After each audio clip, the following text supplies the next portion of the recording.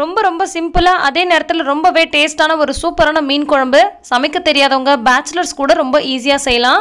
அப்படி ஒரு சூப்பரான மீன் குழம்பு எப்படி செய்கிறதுன்னு பார்க்கலாம் வாங்க. அஸ்ஸலாமு அலைக்கும், வெல்கம் டு ஆஸ் தமிழ். நான் உங்கள் சாய்ரா ஆஷிக். இது செய்கிறதுக்கு நான் இன்றைக்கி 1/2 கிலோ அளவுக்கு கொடுவா மீன் எடுத்திருக்கேன். கொடுவா மீன் எல்லாருக்குமே ரொம்ப பிடிக்கும். குறிப்பாக குழந்தைங்களுக்கு இது ரொம்ப ரொம்ப பிடிக்கும். ஏன்னா இதில் அதிகப்படியான முள் இருக்காது. இப்போ குழம்பு செய்கிறதுக்கு ஃபஸ்ட்டு தேவையான பொருட்கள்லாம் அரைச்சிடலாம். இந்த குழம்புக்கு வறுக்கணும் வதக்கணும் அப்படின்ற எந்த தேவையும் கிடையாது. தேவையான பொருட்கள்லாம் சேர்த்து போட்டு அரைக்க போகிறோம். 3 வெங்காயம், 3 தக்காளி சேர்த்துருக்கேன். கூடவே 1/4 டீஸ்பூன் அளவுக்கு மஞ்சள் பொடி, 1 டேபிள் ஸ்பூன் அளவுக்கு மிளகாய் பொடி, கூடவே 3 டேபிள் ஸ்பூன் அளவுக்கு குழம்பு மிளகாய் பொடி இருக்கு இல்லையா, அது சேர்த்துக்கோங்க. குழம்பு மிளகாய் பொடி இல்லாதவங்க மல்லிப்பொடி 2 டேபிள் ஸ்பூன் அளவுக்கு சேர்த்துக்கோங்க. நான் இன்றைக்கி பெரிய வெங்காயம் தான் எடுத்திருக்கேன். ஆனால் சின்ன வெங்காயத்தில் இந்த குழம்பு வச்சா ரொம்ப ரொம்ப சூப்பராக இருக்கும். ஸோ சாம்பார் வெங்காயம் இருந்துச்சுன்னா அதை பயன்படுத்திக்கோங்க. அதே மாதிரி தக்காளியும் பெரிய தக்காளியாக 3 தக்காளி சேர்த்துக்கோங்க. அடுத்தது ரொம்ப ரொம்ப கம்மியான அளவுக்கு தேங்காய் சேர்த்துக்கோங்க.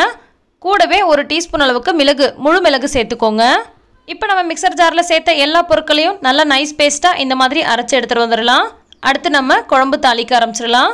ஒரு கடாய் அடுப்பில் வச்சுட்டு இதில் தேவையான அளவுக்கு நல்லெண்ணெய் சேர்த்துக்கோங்க. கூடவே கடுகு, சீரகம், வெந்தயம், உளுந்து இது 4ம் நான் கலந்து வச்சுருப்பேன் எப்போதுமே இந்த மாதிரி மீன் குழம்பு தாளிக்கிறதுக்காக. அதிலிருந்து 1 டீஸ்பூன் அளவுக்கு சேர்த்துக்கிறேன். கூடவே நல்லா உரிச்ச பூண்டு நிறைய சேர்த்துக்கிறேன். நிறைய பேர் பூண்டு முழுசாக சேர்த்தா சாப்பிட மாட்டாங்க. அந்த மாதிரி இருக்கிறவங்க நம்ம எல்லாத்தையும் அரைச்சி எடுத்தோம் இல்லையா, கடைசியாக நம்ம இதையும் சேர்த்துட்டு ஒரே ஒரு பல்ஸ் மட்டும் கொடுத்து அதுக்கப்புறமா இதை எடுத்துடலாம். இந்த மாதிரி முழுசாக போடணும் அப்படின்ற அவசியம் கூட கிடையாது. ஆனால் உங்கள் வீட்டில் குழந்தைங்கள்லாம் முழுசாக இந்த மாதிரி சாப்பிடுவாங்க அப்படின்னா இந்த மாதிரி நீங்கள் சேர்த்துக்கோங்க. இப்போ நம்ம பூண்டை வதக்குனதுக்கப்புறமா அரைச்சி வச்சுருக்க அந்த மசாலா பேஸ்ட்டை இது கூட சேர்த்துடலாம். மிக்சர் ஜாரில் கொஞ்சமாக தண்ணி சேர்த்து அலசி விட்டு அதையும் இது கூட ஊற்றிடலாம். கூடவே ஒரு எலுமிச்சம்பழம் அளவுக்கு புளியை ஊற வச்சு கரைச்சி எடுத்து வந்திருக்கேன். அதையும் இது கூட சேர்த்துடுறேன். எல்லாத்தையும் சேர்த்துட்டு இது கூட தேவையான அளவுக்கு தண்ணியும் சேர்த்துக்கோங்க. சேர்த்துட்டு இது எல்லாத்தையும் நல்லா கலந்து விட்டுக்கோங்க. குழம்பு எந்த பக்குவத்துக்கு தேவையோ அதை விட கொஞ்சம் கூடுதலான அளவுக்கு தண்ணி சேர்த்துக்கோங்க. கடைசியாக இதில் தேவையான அளவுக்கு உப்பு சேர்த்துக்கலாம். கல்லுப்பு சேர்த்துக்கோங்க. சேர்த்துட்டு அதையும் ஒரு முறை நல்லா கலந்து விட்டு இதை நம்ம நல்லா கொதிக்க விட போகிறோம். இதில் இருக்கக்கூடிய பச்சை வாசனைலாம் போயிட்டு நல்லா கொதித்து வரணும். ஸோ ஒரு 10லேருந்து 15 நிமிஷத்துக்கு நல்லா கொதிக்க விட்டுக்கலாம். இந்த மாதிரி மூடி போட்டு கொதிக்க விட்டுக்கோங்க. இப்போ ஒரு 15 நிமிஷம் போல் நல்லா கொதிச்சிருச்சு. குழம்பு தேவையான பக்குவத்துக்கு ரெடியாகி வந்துருச்சு. இதை ஓப்பன் பண்ணிவிட்டு இப்போ நம்ம எடுத்து வச்சுருக்க மீன் துண்டுகளை இதில் சேர்த்துக்கலாம். நீங்கள் எந்த மீன் வாங்கினாலும் இந்த மாதிரி மெத்தடில் குழம்பு வைக்கலாம். இந்த மாதிரி குழம்பு வைக்கிறதுக்கு மீன் மசாலாலாம் எதுவுமே தேவை கிடையாது.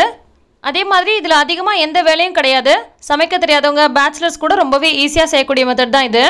மீன் துண்டுகள் எல்லாத்தையும் உள்ளே சேர்த்துட்டு இந்த மாதிரி இந்த குழம்புல மூழ்கிற மாதிரி நல்லா அழுத்தி விட்டுக்கோங்க. மறுபடியும் நம்ம மூடி போட்டுட்டு அடுப்பை நல்லா சிம்மில் வச்சு ஒரு 3 நிமிஷம் போல் இதை நம்ம வேக விட்டுக்கலாம். அதில் மீன் நல்லா சூப்பராக வெந்துடும். இப்போ 3 நிமிஷம் போல் ஆயிடுச்சு. ஸ்டவ் ஆஃப் பண்ணிவிட்டு இப்போ நம்ம ஓப்பன் பண்ணி பார்க்கலாம். மீன் துண்டுகள்லாம் நல்லா சூப்பராக வெந்து வந்திருக்கு.